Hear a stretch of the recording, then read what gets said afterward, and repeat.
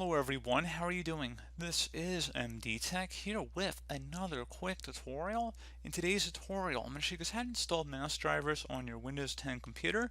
So this should be a pretty straightforward tutorial, guys, and without further ado, let's go ahead and jump right into it. First thing, if you actually had a DVD or a USB flash drive that came with the install files for your mouse, feel free to plug them in and install it that way. Otherwise, you can actually plug in your mouse and it should automatically install the drivers that way as well. And if that fails, you can go onto the internet and actually search up your specific mouse and then go on the manufacturer's website and actually download the utility to install the drivers. So that's another option you guys can explore there too.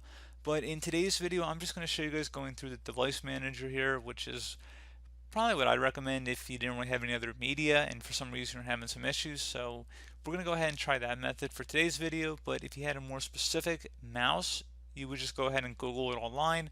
Again, there's thousands of different types of mouses out there. I don't want to go down any one particular rabbit hole in terms of just showing this whole video, but I just want to give you guys the idea of different things you can try, and Device Manager is certainly one of them. So we're just going to go ahead and open up Device Manager here.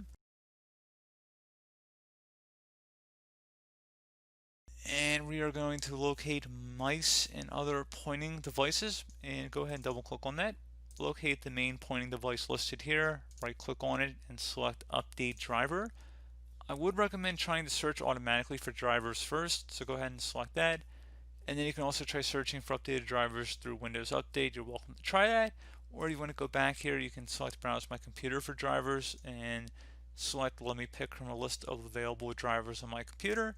And then just select whichever one seems most compatible, meaning that if it has a specific manufacturer name in the driver name, that's probably the one I'd recommend trying. There may be generic ones here too, but I recommend the one that has the manufacturer name in it.